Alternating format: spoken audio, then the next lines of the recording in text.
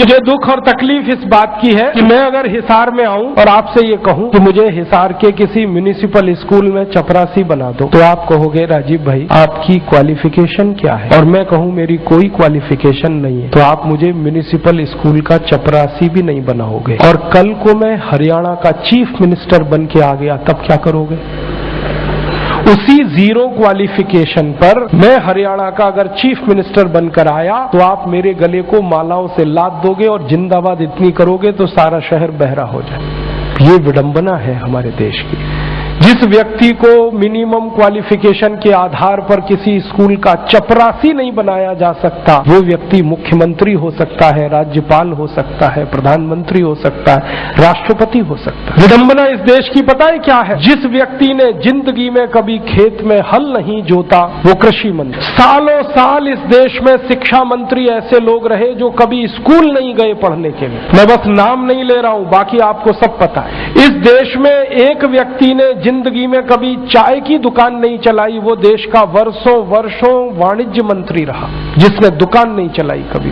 Finance का जिसको ABCD नहीं आता वो सालों साल इस देश में वित्त मंत्री रहता है। जिसने कभी अपने बेटे और बेटियों को भारत की सेना के लिए भेजा नहीं कुर्बान होने को, वो देश का रक्षा मंत्री हो सकता है। और जिसको अपनी रक्षा करने के लिए सैकड़ों जवान लगते हैं वो देश की क्या रक्षा करेगा?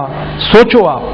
जिस व्यक्ति को जिंदगी में कभी विज्ञान और तकनीकी का अंतर पता नहीं है वो साइंस और टेक्नोलॉजी का मंत्री हो सकता है, और जिसको इनमें से कुछ भी पता नहीं है वो प्रधानमंत्री हो सकता है। इससे ये विडंबना है हमारे देश की।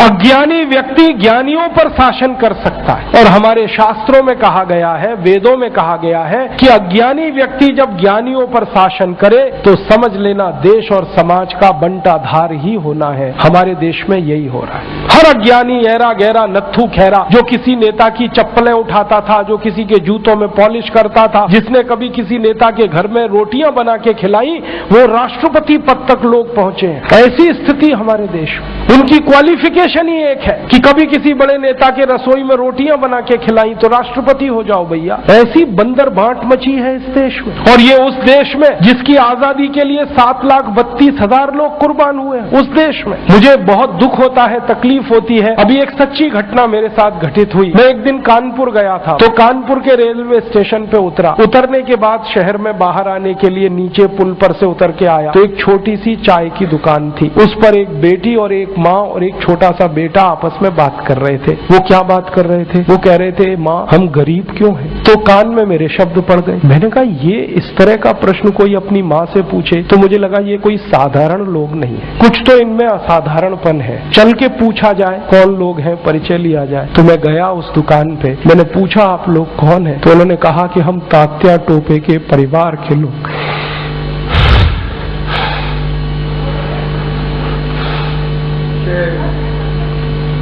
हमारे देश में तात्या टोपे के परिवार के लोगों को चाय बेचनी पड़ी और गद्दारों को सिंहासन मिले,